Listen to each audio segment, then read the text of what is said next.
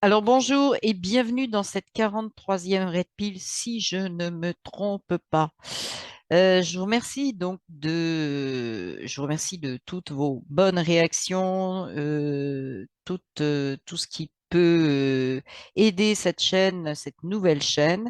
J'ai vu que vous aviez été quand même assez nombreux à vous inscrire sur la chaîne. Alors, n'hésitez pas, même si je dis ça en début de vidéo et que, bah oui, si vous savez pas ce qu'il y a dans la vidéo, c'est peut-être difficile de s'inscrire, mais je vais essayer de m'en souvenir pour le rappeler à la fin de la vidéo. Voilà, pour être notifié, pour avoir, ne serait-ce que sur votre petit tableau YouTube, les dernières nouveautés qui sortent, puisque ce à quoi vous êtes abonné sort en premier.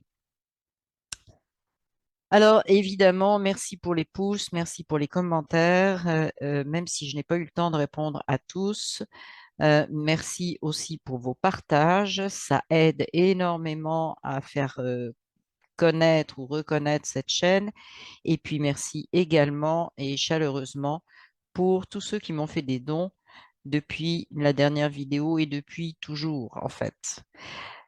Au sujet des Red Pill, vous les trouvez toutes, je remettrai le lien en dessous, vous les trouvez toutes, de la première à celle d'aujourd'hui, sur Audi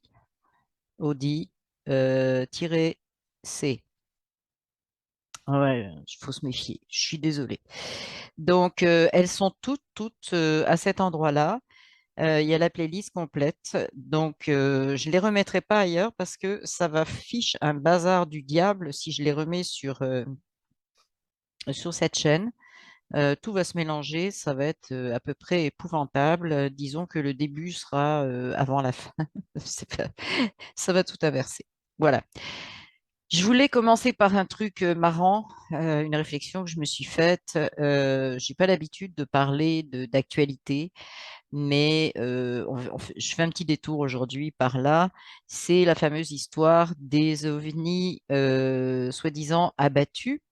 Je me fous de savoir s'ils sont des ballons, des machins, des trucs, mais la seule chose qui m'est venue, c'est avec la technologie que peuvent avoir donc des ovnis. D'ailleurs, quand on dit ovni, c'est objet volant non identifié. Ça ne veut pas dire extraterrestre. Il ne faut pas faire la confusion entre les deux.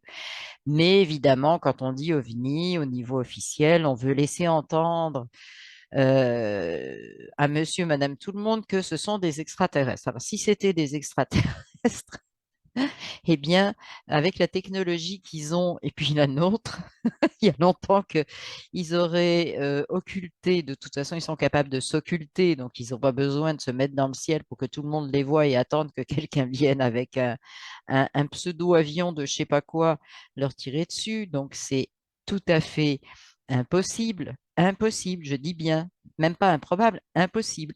En plus, bon, on sait qu'ils se déplacent à des vitesses au-delà de la vitesse de la lumière et qui sont capables de partir comme ça en l'espace d'une fraction de seconde. Donc, c'est- moi, ça m'a fait mourir de rire. Alors, bon, ben, oui, on a utilisé le terme d'OVNI. C'est volontaire de la part des poulets sans tête qui restent et qui veulent faire croire que le DS existe encore. Donc, les poulets sans tête ont appelé ça OVNI, objet volant non identifié, alors qu'ils avaient dit que c'était des ballons chinois, donc ils étaient théoriquement identifiés. Bref, quoi, c'est le grand n'importe quoi, c'est la grande accélération, on voit très bien qu'il n'y a rien de pensé, de réfléchi, de construit, d'intelligent, tout simplement, hein. Voilà ce que je voulais en dire parce que voilà, faut s'arrêter de croire à ces trucs-là ou penser, c'est euh, de la distraction pendant qu'ils font d'autres choses. Alors, je ne m'étalerai pas sur le sujet, mais à vous de voir un petit peu ce qu'ils peuvent faire d'autre. C'est la bête blessée, hein, je dirais juste ça. C'est la bête à l'agonie qui essaie de mordre tout ce qui arrive proche d'elle ou qui essaie enfin bref quoi, de s'en prendre à tout le monde et qui fait n'importe quoi. de façon la plus dramatique possible, faire le dégât le plus possible avant de partir, ça, voilà. Donc, c'est ce qui se passe. Maintenant, je veux vous parler de d'un truc. Je sais pas pourquoi j'ai pensé à ça, puis je me suis dit, tiens, ça peut être un outil, puisque voilà, un truc intéressant, c'est de l'effet miroir. Je ne sais pas s'il y en a qui utilisent ça. C'est en fait, comme beaucoup de choses qu'on fait dans ce qui peut nous servir comme outil, on les utilise au départ parce que ça stimule certaines habitudes. Ensuite, ça devient un automatisme. Je pense qu'avant de parler de l'effet miroir, parce que pour moi, l'effet miroir, le travail qu'on peut faire avec l'effet miroir, c'est quelque chose qui se rattache au développement personnel, évidemment. Et je vais pousser mon petit coup de gueule. Oui.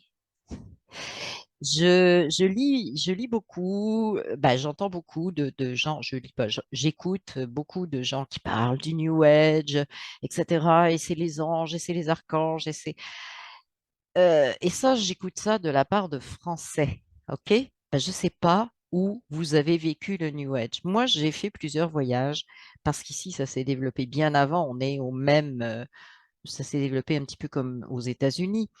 C'était pas une histoire d'archange, d'ange et de tout ce que vous pouvez raconter. Je le dis bien clairement parce que ça commence à me faire suer. C'était vraiment une question de développement personnel pour arriver justement à se reconnecter. Ça n'a rien été d'autre ici, en tout cas moi, ce que j'ai vécu, ce que j'ai enseigné et ce que j'ai appris, les formations que j'ai suivies, ça n'a jamais été pour ramener des histoires d'archanges et autres. Bon, imaginez que c'était quoi? Ça a été bon, des formations euh, comme en soins énergétiques, des choses comme ça. Ça n'a rien à voir, mais rien à voir avec ce qui est raconté actuellement dans les vidéos en France. Et j'ai fait plusieurs voyages entre le Canada et la France à l'époque, des périodes où je suis restée 3, 4 mois. Et à chaque fois, je trouvais ça, mais excusez-moi, très en retard. Voilà, très, très en retard, très résistant sur tout ce qui était développement personnel et même avec des amis qui avaient une certaine ouverture, ça ne passait absolument pas. C'était vraiment bon, diabolisé, ridiculisé, etc. Et alors maintenant, je trouve ça très marrant parce qu'après avoir eu cette attitude à un pays dans lequel c'était très dur d'amener le moindre truc au niveau du développement personnel, de sa vision face à l'abondance, et ça, je ferai une vidéo là-dessus, etc., etc., tout ce qui était énergétique, tout ce qui était c'était le grand désert en France, la grande résistance, et maintenant tout le monde en France, alors je pense que c'est la même résistance, se fout de la gueule du New Age en disant que c'est les archanges, les anges et des trucs comme ça. Je pense que vous êtes complètement, complètement à côté de la plaque. New Age est un terme anglais, ça s'est développé particulièrement aux États-Unis et bon, en Amérique du Nord, ok, dans d'autres pays aussi. Ouais. Mais je ne comprends pas. C'est vraiment pour moi une aberration. Il faut vraiment que je rectifie le tir parce que c'est comme, c'est comme une légende urbaine qui est en train de se développer. Ah, les New Age, c'est les archanges, j'y crois à ça. Mais non, pas du tout. Pas du tout, pas du tout. Mais pendant que les gens disent ça, eh ben, il reste à faire du surplace sans avancer, sans nettoyer ce qu'on a trouvé nécessaire en Amérique du Nord de nettoyer comme personnellement, quoi, de progresser personnellement sur certains points. Mais pendant ce temps-là, c'est juste de ridiculiser. Ça ressemble sous une autre forme à ce que j'avais constaté quelques dizaines d'années avant, sans pour autant progresser. Je suis désolée. Je suis désolée. Alors, je ne m'adresse pas à tout le monde, mais je dis ça parce que je veux que vous compreniez que tout ce qui est trimballé par beaucoup de personnes particulièrement en France, dans des vidéos concernant le New Age, est totalement erronée. Ce sont des gens qui en parlent sans savoir, sans avoir vécu ce qu'il en est. Alors, je pense que je suis mieux placée qu'eux pour en parler, parce que c'est ici que j'ai vécu, c'est ici que j'ai justement abordé mm, tout ce qui, effectivement, a permis et m'a permis de progresser et d'en être, ben, en partie, mais d'en être là où j'en suis. Il reste qu'il y a toujours ce qu'on est à l'intérieur, avant toute chose. Et donc, je vais vous parler de l'effet miroir. Quand on se met devant un miroir, qu'est-ce qu'on fait? Parce qu'il faut toujours comprendre le principe d'une chose pour pouvoir après l'appliquer. Quand moi je vais devant un miroir, j'ai une intention qui est de voir à quoi je ressemble, parce que comme ça, là, c'est bien, je vois mon bras, mais je ne vois pas l'ensemble. Donc, je veux avoir une vue d'ensemble, je veux voir un certain nombre de choses, vérifier un certain nombre de choses, je me mets devant un miroir et j'ai face à moi une image, qui est inversée d'ailleurs, une image de moi et qui me permet de dire: «Oh là là, je suis coiffée bizarrement, il faut que je refasse ça. J'aime bien ce que» voilà. Ça permet d'avoir une vision et de, dire: «Je rectifie ça, je rectifie pas ça, j'aime ça. Ça c'est ce que je voulais, ça résonne bien avec moi. Ça, bah, oui, on va corriger un peu ça». C'est à ça que sert un miroir. Alors, pourquoi je vous dis ça? Si vous savez ce que c'est un miroir. Pourquoi je vous dis ça? Parce que cet effet miroir, heu, je conseille aux gens qui ont de la difficulté avec les événements de se servir de l'effet miroir. Comment on fait ça? Eh bien, c'est tout simple.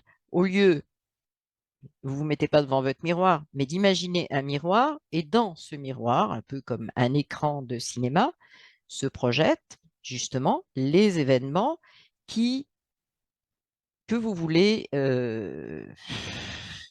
analyser. C'est pas vraiment le terme, mais les événements qui vous font réagir, hein, qui créent en vous une réaction, qu'elle soit positive ou négative, peu importe. Mais on va parler des réactions négatives, limitantes, de peur, involutives, etc. On va parler de celles-ci. Donc, vous mettez cet événement dans votre miroir écran et comme vous vous examinez devant un miroir, vous examinez ce qui se passe et comme quand vous vous regardez dans le miroir, vous dites: «Ah, je suis bien. Ah, je me sens bien. C'est bien là ce que j'ai». C'est la même chose. «Ah non, ça va pas». Et donc là, vous cherchez au fond de vous, qu'est-ce que ça va chercher? Qu'est-ce que ça va chercher? Ça va chercher une peur, ça va chercher, bon, différentes choses, de la colère, et cetera. Pourquoi c'est important? C'est parce que ça vous permet de faire un stop plutôt que de partir dans l'émotivité immédiatement. Ça vous permet de vous poser, ça vous permet d'aller comprendre ce qui se passe à l'intérieur de vous et d'éviter de faire baisser vos vibrations en ayant une surréaction émotive. Donc, c'est pour ça que je vous parle de ça. On peut se servir du miroir pour valoriser nos émissions, nos vibrations, oui, nos émissions de vibrations, on va dire ça comme ça, positives également, hein. Ah ouais, ça je suis bien, je me sens bien, voilà. Donc c'est ce que je vous conseille parce que cette hyper-émotivité qui est vraiment ce truc à fleur de peau qu'on sent actuellement, c'est assez dramatique pour les gens qui le vivent, hein, parce que pour les autres, bon, ils s'en foutent, hein, après tout, ça les touche pas vraiment, mais c'est juste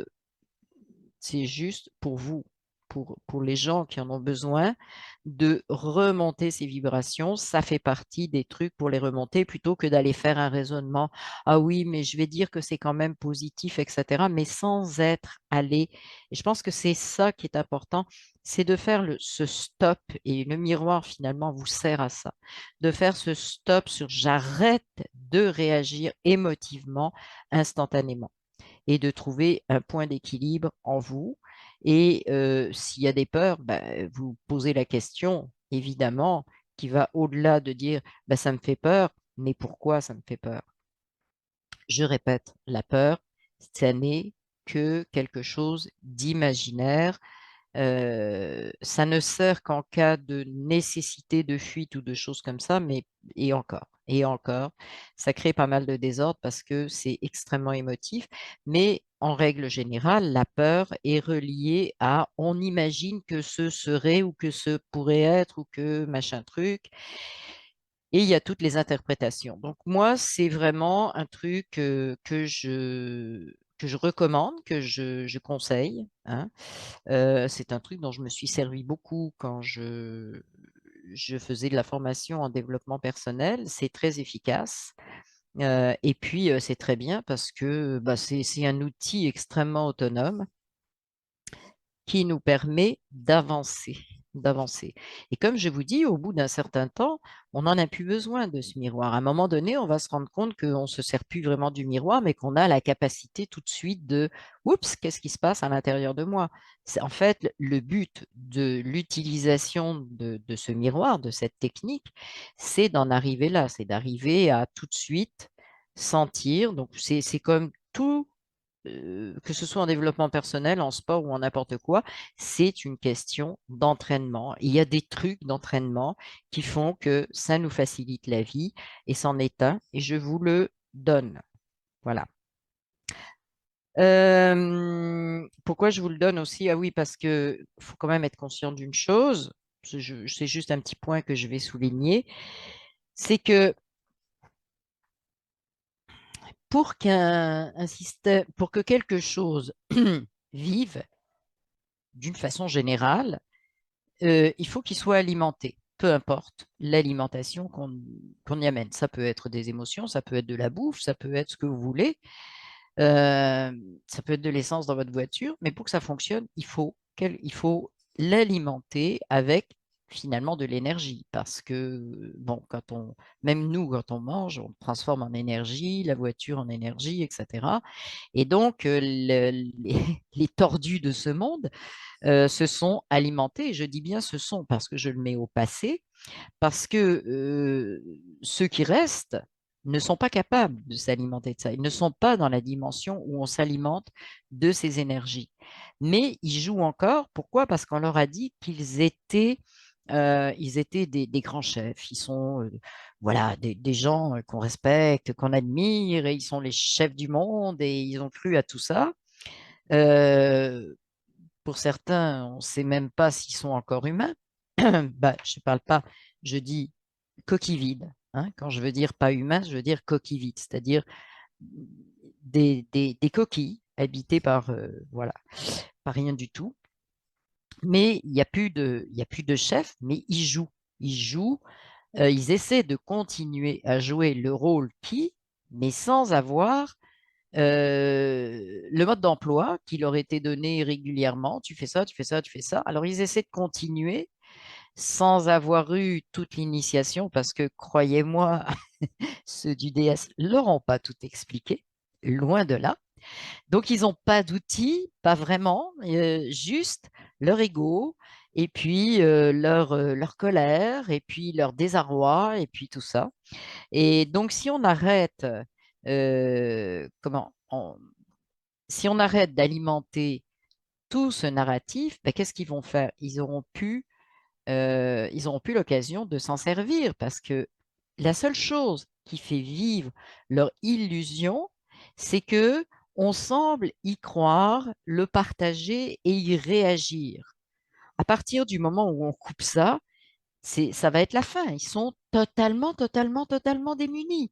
Il n'y a plus rien pour avancer. Déjà qu'ils n'ont plus le mode d'emploi des boss d'en haut, puis si ceux d'en bas, nous, hein, on coupe toute réaction à ce qu'ils font, ils sont dans le no man's land, ils sont plus rien, ils n'existent plus parce qu'ils n'existent que par nos propres réactions, hein. C'est ce qu'on leur a appris en haut à l'époque où ça fonctionnait avec la belle pyramide parfaite où on leur a pas tout dit, mais ils étaient manipulés d'en haut, des petites marionnettes, et on leur disait, regarde, tu manipules en bas, et puis voilà, finalement, ceux qui les manipulaient se nourrissaient de ce qui se passait. Eux n'étaient que des intermédiaires idiots qui n'avaient pas compris ce qui se passait. Mais bon, ils se sont crus les boss et on leur a fait croire qu'ils étaient les boss. Mais ce n'était pas le cas du tout. Mais maintenant, ils sont tout seuls. Et si nous, qui étions censés produire des réactions de l'esclavagisme et tout. Si on coupe tout, ils sont foutus. Ils sont foutus parce que déjà, ils sont plus tenus par le haut. Et si leur base s'effondre, ils sont finis tout de suite. Tout de suite, tout de suite. Je dis ça parce que justement, ce que je viens de vous dire sur l'utilisation mentale de ce miroir, pour vraiment se poser, pour vraiment stopper les réactions hyper émotives, parce qu'il vivait de ces réactions hyper émotives. Donc, je relis ça, c'est pour vous expliquer l'utilité de se servir de cet effet miroir. Voilà. Je vais parler un petit peu de Nezara Gezara, qui est en train d'avancer vraiment assez rapidement. Euh, Nezara Gezara, bah oui, la Fed est tombée, on l'a vu. La Fed, c'est quoi? La Fed, c'est la fédérale, non, enfin, c'est la réserve fédérale, pardon, excusez-moi, aux États-Unis. C'était dans Nezara Gezara, la chute de la Fed. Il y a eu Mohamed Diallo, qui a donc fait une excellente vidéo dans laquelle il parle de la chute du dollar, même si fictivement, c'est un peu comme les boss, fictivement, on s'en aperçoit pas, il semble qu'il y a encore une valeur au dollar, mais il n'y en a plus vraiment. Donc, je vous conseille cette vidéo-là, je ne referai pas le truc. Il a bien analysé les choses et puis il est meilleur que moi pour avoir analysé ce qu'il a analysé. Et bah, il parle beaucoup mieux l'anglais que moi, donc il peut analyser des documents américains beaucoup plus facilement. Donc, je vous recommande d'aller voir ce qu'il en a dit. Mais effectivement, on est vraiment sur le chemin de Nezara Gezara, adossé alors, il ne faut pas non plus penser que Nezara Gezara, ça n'est que d'adosser les monnaies à l'or. En réalité, c'est adosser les monnaies à comment? Aux ressources de chaque pays. Ressources étant des ressources minérales, bon, de métaux, etc., et pas forcément des ressources extraites. C'est le potentiel qui existe à tel endroit, tel endroit, tel endroit. C'est la richesse du territoire, du territoire. OK? Voilà. Je vous signale que dans l'ancien système, qui n'était pas Nézara-Gézara, le système d'esclavage, la ressource qui était présentée en bourse, cotée en bourse, c'était l'humain. Hein. J'espère que vous avez vu les vidéos là-dessus. L'humain avait une valeur, c'est-à-dire que si j'ai une population de temps, je vaux tant. Hein. Et donc c'était vous, la ressource, c'était vous. Pas étonnant qu'on était esclave. Là, on change et on passe aux ressources du territoire et non plus aux ressources des personnes qui sont euh, les esclaves. Alors ça, c'est un point important de Nezara qu'il faut bien comprendre. Alors, on a évidemment ce système bancaire qui change avec les BRICS et on parle beaucoup pour les BRICS de l'or, mais comme je vous dis, c'est vraiment les ressources territoriales et ça a bien été écrit dans Nezara Gezara. Ça n'est pas seulement l'or, l'or étant évidemment quelque chose un truc de référence et puis un truc compréhensible un petit peu par tout le monde. Mais il n'y a pas que cela. Donc, on avance vraiment beaucoup à ce niveau-là. Au niveau, la première libération, ça va être tout ce qui est financier. Euh, Financier, comment?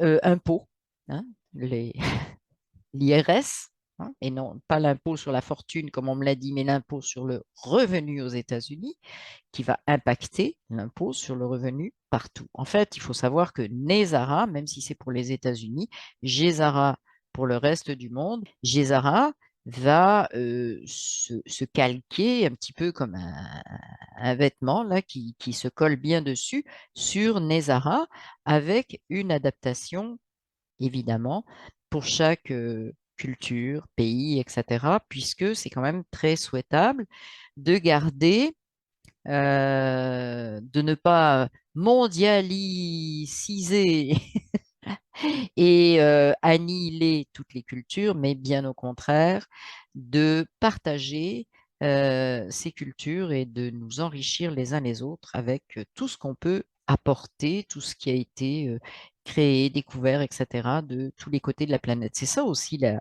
la richesse de cette planète, c'est tout ce que les humains, en dehors de leur esclavagisme, ont quand même réussi à créer. Hein.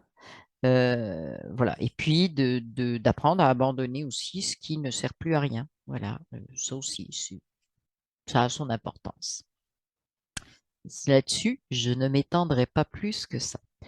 Au niveau des technologies, alors on a actuellement, par exemple, si je prends le côté médecine, on a vraiment beaucoup de gens qui se dirigent vers tout ce qui est énergétique, et c'est tant mieux et très bien, que ce soit de la naturopathie, que je considère pas trop comme une médecine énergétique, mais bon, c'est quand même mieux euh, c'est quand même mieux que rien du tout. Tout dépend d'ailleurs du pays dans lequel on fait des études de naturopathie. Il n'y a pas les mêmes critères, par exemple en France qu'ici au Canada. C'est pas du tout, c'est pas exactement la même chose. Hein. C'est-à-dire que ce qu'on utilise en naturopathie, ici, on ne l'utilise pas en France. Voilà. Donc, ça progresse beaucoup, mais ce qui progresse beaucoup, c'est les soins énergétiques. Ce qui progresse beaucoup, eh ben, il y a, euh, oui, on attend les medbeds, mais on les a pas. Mais qu'est-ce qu'on a? On a un truc, je vais en glisser un mot, mais on a les chambres à tachyon. OK? On a les chambres à tachyon. Puis je développerai beaucoup de choses quand on va, parce que je ferai une interview prochainement là-dessus. Mais c'est pas la peine de dire toujours, mais les medbeds, quand est-ce que ça arrive, les medbeds? Ah, j'aurais besoin d'un medbed. Ben, on a les chambres à tachyon, on a les énergéticiens, on a plein de choses. On a des gens qui font de l'hypnose régressive. On a beaucoup de choses qui n'étaient pas accessibles il y a très peu de temps ou qui étaient très peu je dirais pas reconnu, on s'en fout, ça, de la reconnaissance, on s'auto-reconnaît, il n'y a pas de problème, mais qui était peu diffusé. Alors que maintenant, vraiment, il y a une très grande ouverture pour diffuser tout ça, pour, voilà, chacun prend sa place, etc. Et ce qui est intéressant là-dedans aussi, c'est qu'il y a beaucoup plus de propositions qu'il n'y en a jamais eu et que, bah, il faut qu'on y aille avec nos ressentis. Ah. Pas parce qu'il y a des gens qui sont bons ou mauvais, je me fous de ça, c'est pas ça. C'est que il y a des personnes avec qui ça va matcher, je peux pas dire autre chose. C'est-à-dire que les énergies vont coïncider et d'autres avec qui pas du tout. Et ça ne veut pas dire que la personne n'est pas bonne, ça ne veut pas dire qu'il faut jeter ce qu'elle fait. Ça veut juste dire que pour ce moment-là, nos énergies ne coïncident pas. Alors, je vais quand même parler très rapidement parce que c'est un peu dommage de passer sur des technologies du futur comme les chambres à tachyon sans comment? Parce que tout simplement, deux, trois personnes ont fait peur aux autres. Ah, hein? Donc, c'est un peu dommage. Et de, dans les commentaires, de dire quand est-ce que j'aurai un medbed, j'en ai bien besoin d'un medbed, j'en ai bien. Oui, mais utilisez tout ce qui existe pour l'instant. C'est simple. Il y a déjà des outils, beaucoup d'outils, et servez-vous de ce qui est à disposition maintenant. En plus, moins on se sert des technologies qui ont été partagées, offertes, découvertes, peu importe d'où ça vient, moins on s'en sert, moins on en aura d'autres, parce que s'il n'y a pas d'intérêt, c'est quoi l'intérêt de vous mettre des medbeds si vous vous intéressez pas au reste? Parce que c'est aussi le medbed, c'est aussi très énergétique comme nature de soins. Donc, si on se désintéresse en attendant Godot, oui, attendez Godot, hein, en attendant le soleil, en attendant Dieu sait quel miracle, eh bien, si on ne se sert pas de ce qu'on a, pourquoi on aurait plus dans ce domaine-là? puisqu'on n'en veut pas, on s'en sert pas, on prétend ou on démontre qu'on n'en a pas besoin, qu'on n'en a pas l'usage et qu'on préfère le Doliprane et les médicaments contre le cancer et la radiothérapie et tout ce qui nous détruit. C'est ça aussi, il faut collectivement commencer à prendre cette responsabilité de dire les outils commencent à arriver, ce qu'on a, on l'utilise. Hein, parce que, premièrement, ça va stimuler la recherche, la progression, etc. Et je peux vous dire qu'en médecine énergétique, il y a des choses qui progressent effectivement, il y a des choses auxquelles on n'avait pas accès avant, auxquelles on a accès maintenant, beaucoup très facilement. Il y a des, voilà, et ça va être pareil pour des technologies, entre guillemets, qui vont être offertes à tout le monde, mais ces technologies, il faut aussi quelque part qu'il y ait un mouvement qui, c'est toujours la même chose, hein, un mouvement, un égrégore qui se crée avec cette, comment, qui se crée vers ces énergies, vers ces médecines énergétiques et les chambres à tachyon en font partie. Alors, s'il vous plaît, servons-nous de ce qu'on a, mais comme je vous dis, je développerai beaucoup plus prochainement sur les chambres à tachyon. Donc ça fait partie aussi de Nezara, et ça, faut le reconnaître. Donc Nezara, tout le monde espère, et oui, et quand il y aura Nezara, mais Nezara, c'est déjà commencé, donc je vous l'ai dit, les systèmes financiers, etc. Mais dans le concret, dans les nouvelles technologies, il y a ces euh, technologies énergétiques, disons ces soins énergétiques, qui sont déjà une très grande ouverture sur Nezara. La suite va suivre, évidemment. Il y a évidemment, tout le monde le sait maintenant, Elon qui lui aussi s'en va vraiment bille en tête vers toutes ces nouvelles technologies. Euh, il y a quand même énormément de choses qui se font que Elon, au niveau des technologies, de l'ouverture de brevets ou même d'aller plus loin que certains brevets parce que faut pas croire que si on sort tous les brevets de Nicolas, on va se servir de tous. Il y en a qui seront dépassés ou dépassés très rapidement et c'est tant mieux. Ça veut dire qu'on va aller vers l'avant. Donc, Nezara, c'est en marche. Il va rester d'autres points qui sont beaucoup plus à peaufiner, bien que moi, j'ai confiance dans le fait que des choses peuvent se passer sans que je sois au courant. Je parle de la vente des humains. Et pour moi, l'histoire des BRICS, c'est d'adosser l'argent à ce que j'ai dit, aux ressources du territoire et non plus à chaque humain présent sur un territoire. Déjà là, on commence à voir une possible sortie de la vente des certificats de naissance. Réfléchissez bien à ça. Je vous rappelle que les vidéos que j'ai faites à ce sujet-là, sur la fraude du nom, sont sur CrowdBunker. Hein. Donc, vous pouvez les retrouver là. Je mettrai le lien de CrowdBunker en dessous, mais vous pouvez retrouver ces vidéos à cet endroit-là.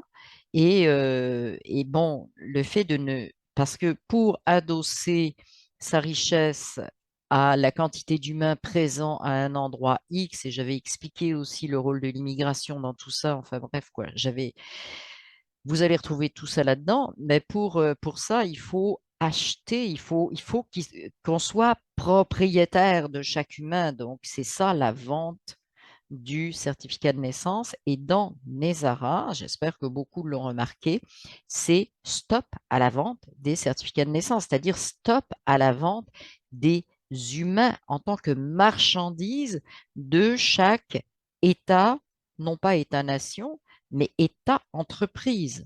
Hein, parce que nous avons été la propriété de l'entreprise France, de l'entreprise Canada, de l'entreprise machin truc. Donc, ça aussi, pour moi, les BRICS vont permettre, si ça n'est déjà commencé, de libérer cette vente des certificats de naissance comme marchandise prouvant la richesse et voilà, coté en bourse, tout bêtement, hein. Voilà, on a servi à ça, on a servi de ce genre de nourriture aussi financière. Et ça, il faut en être très conscient.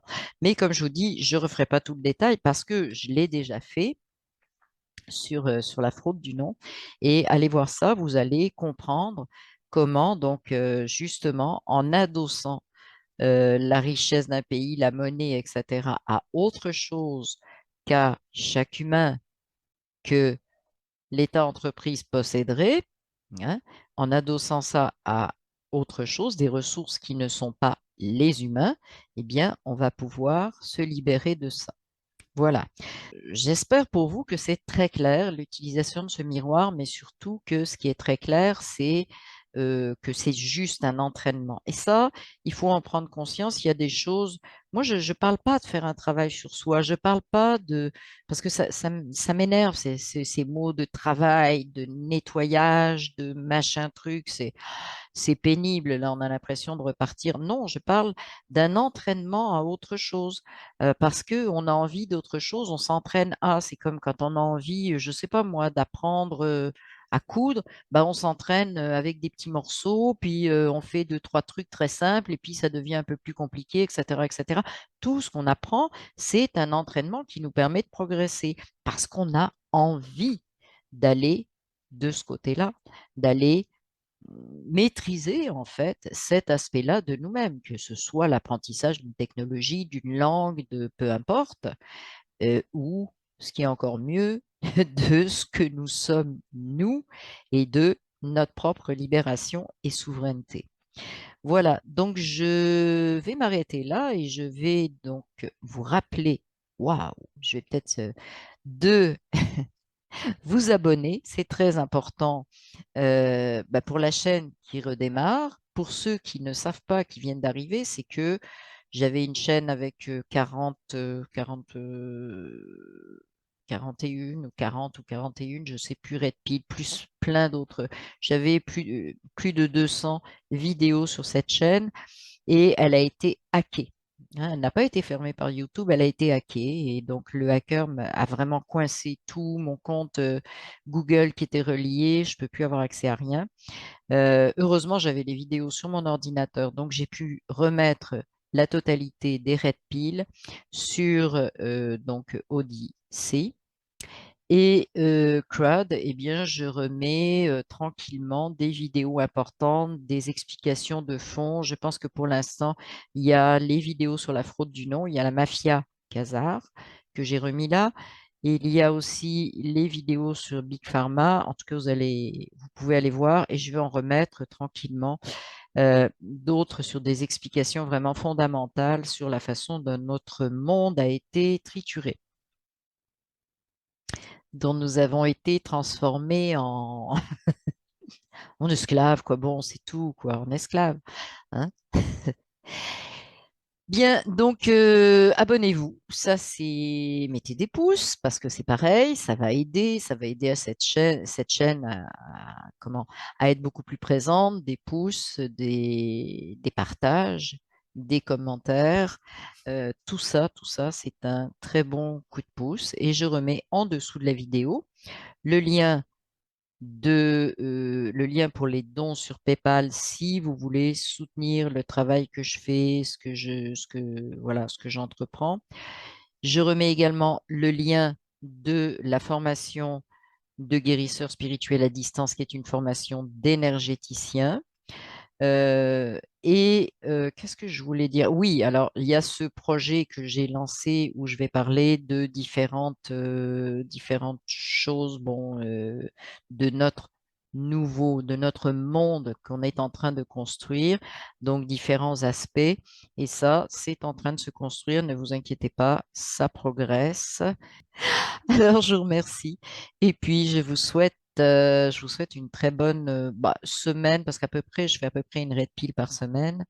Des fois, ça peut être un peu plus rapproché, des fois un peu moins rapproché. Bon, mais c'est en moyenne. En moyenne, c'est à peu près une par semaine.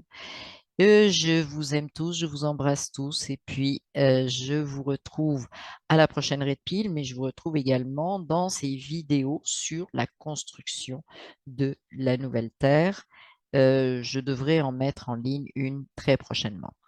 Je vous remercie et je vous dis à la prochaine vidéo Red Pill.